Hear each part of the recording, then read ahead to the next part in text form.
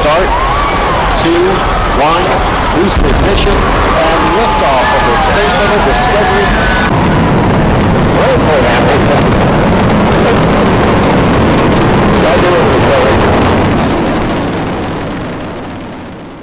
Well, hello. Today it is my distinct privilege to speak with Dr. Roberta Bondar, the first Canadian woman in space. So many titles, so many accolades can be ascribed to this person: astronaut, neurologist, consultant, philanthropist, photographer. Welcome, and thank you for taking the time, Dr. Bondar. You forgot to mention Suite. Well, of course, I'm hoping that the people who are watching will absolutely know that. So, I guess, the question on the top of my mind, and probably foremost in the minds of many people, would be, thinking back, because, it's 30 years since your space shuttle mission, January 12th, 1992. Can you describe what it felt like to be in the shuttle and that final moment when there's no going back, you're headed to space? Well, it's that particular time is not one that I want to forget, actually. And it's a time when I was at the top of my professional game as an astronaut. I kind of like to peak at the right moment, and that was a good moment.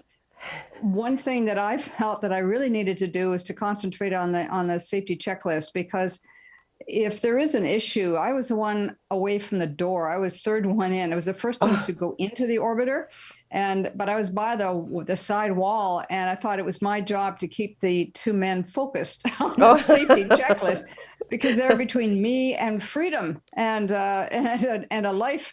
So I really was looking at them, and I was thinking about my checklist, and then I would default to thinking about my family and friends and thinking, gosh, I hope we don't delay this much more than, 59 seconds or something, because they found electrical discharge in the area and held up our flight. So all of those things were crossing my mind for sure. Okay. So you're in the spacecraft and you've launched. So were there windows? Like, what could you see? Did you just see space, or? Nada. You saw nothing. Nothing. Oh. No, and it was dark. It was dark. It wasn't like in an airplane. First of all, the shuttle was attached to the back, if I can remind people, attached to the back of the external tank. So we were really sitting on a bomb with two Roman candles on either side of us. And then and there was no lights. I mean, all the power went up to the flight deck. And so I was down in the mid deck with my two crewmates, and we were on our backs with our knees bent, our feet up. Right. And we had green chem sticks lit in the corners because we had no light. Oh. And that's how we launched. We launched basically inside in the dark, even though it was morning outside at the Cape. It was like being at Halloween, I guess. Wow. So how long were you in space? Like, how long was your flight? Like, yeah, it was 8.5 minutes. 8.5 minutes. It was a minute for every year that I had been in the astronaut program training for the flight. So wow. A year a minute. Wow. Coincidence, I wonder, right? All right. So, hearing your voice when you describe it, have you ever wanted to go back? My goal when I was a little girl was to go to the moon. And unfortunately, various things happened in the space program. I mean, they didn't take women early on. Okay. They had an issue, not an issue, but with the Apollo program, people lost interest in it. So they had the Vietnam War and a bunch of other things going on. So they basically canned the Apollo program.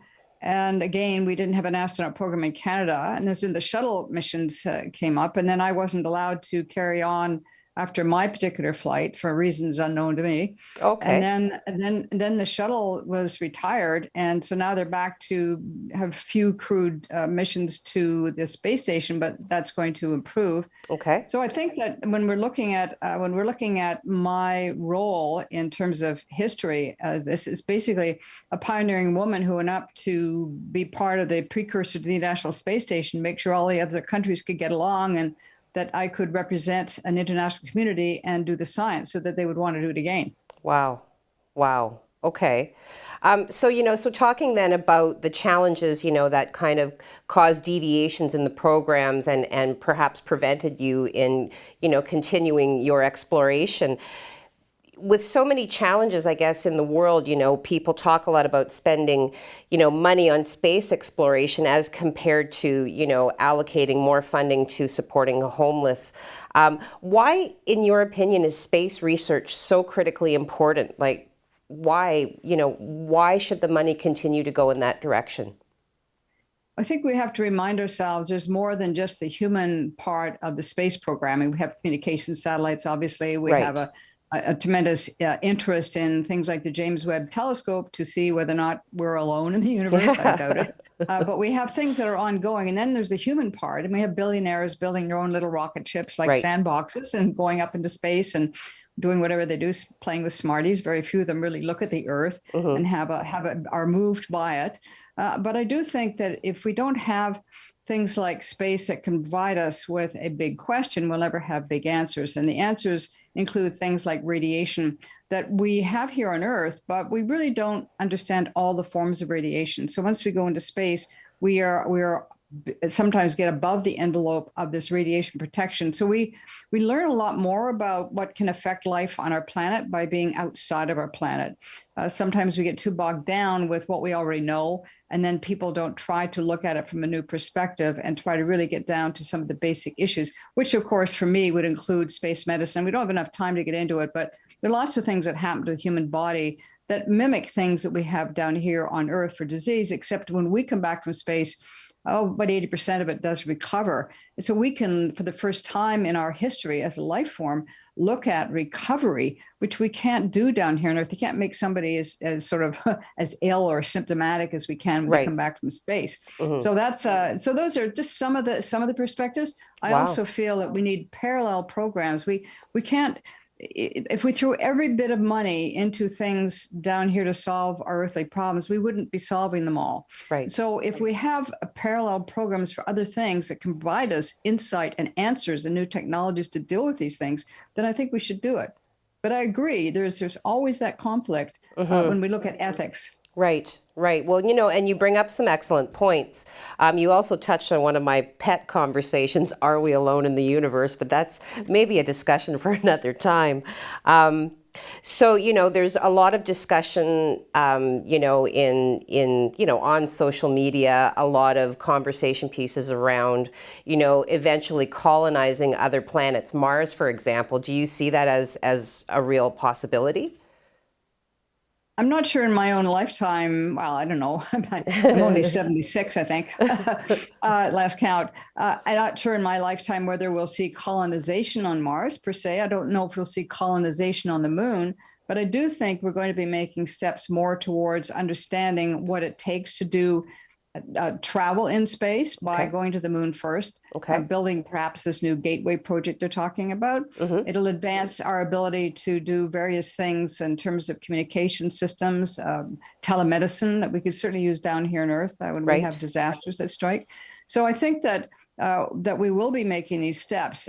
Who knows? I mean, if I went back to my youth in Sault Ste. Marie, I grew up with Viewmaster reels, and there was a set called Tom Corbett in Space.